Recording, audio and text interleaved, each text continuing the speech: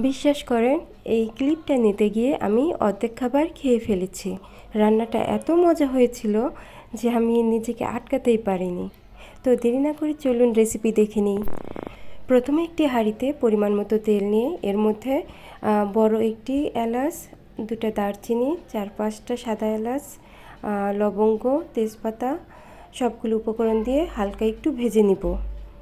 এরপর এর মধ্যে পেঁয়াজ, কাঁচামরিচ দিয়ে আবার বেশ ভালোভাবে ব্রাউন কালার করে ভেজে নিব।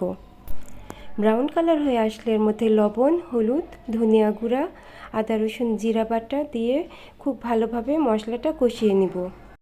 রান্না সুস্বাদু হওয়ার জন্য পরিমাণ মতো মশলা এবং ভালোভাবে কষানোটা খুব জরুরি। এরপর এর মধ্যে দিয়ে দিব চাল, মুসুর ডাল। আমি আগে থেকেই ধুয়ে ভিজিয়ে রেখেছিলাম। এখানে আমি বলে নিই, আমি হাফ কেজি চাল নিয়েছিলাম। এর মধ্যে 250 গ্রাম ভাতের চাল, 250 গ্রাম পোলাওর চাল, দুটো মিক্সড করে নিয়েছিলাম। আর মুসুরের ডাল পরিমাণ মতো আপনি যতটুকু খান পছন্দ করেন। এরপর আমি দিয়ে দিলাম ছোলা, ভিজিয়ে রাখা ছোলা। ভুনা খিচুড়িতে ছোলা দিলে আমার অনেক ভালো লাগে। আপনারাও টেস্ট করে দেখবেন। অনেকেই হয়তো বা খান নাই, আবার অনেকেই খেয়েছেন, কিন্তু এটা দেখতেও ভালো লাগে আবার খেতেও ভালো লাগে।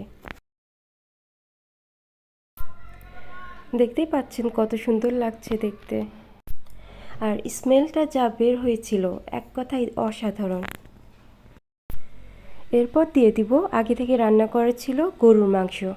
গরুর মাংস ভুনার রেসিপি আমার পেজে দেওয়া আছে, দয়া করে দেখে নেবেন। এরপর আমি সবগুলো উপকরণ খুব ভালোভাবে কষিয়ে পরিমাণ মতো গরম পানি দিয়ে দিব। রান্নার মাঝে মাঝে খিচুড়িটা নেড়ে দিতে হবে, নইলে নিচে পুড়ে যাবে। আমি একটু নাড়াচাড়া করে ঢাকনা দিয়ে ঢেকে দিব। রান্নার বলক চলে এসেছে। এবার আমি আবার কিছুক্ষণের জন্য নেড়েচেড়ে দিয়ে পানিটা কমিয়ে এলে ঢাকনা দিয়ে দিব। খিচুড়ির রান্নাটা প্রায় হয়ে গিয়েছে। আমার কাছে খিচুড়িটা একদম শুকনা ঝরঝরা এটা পছন্দ না।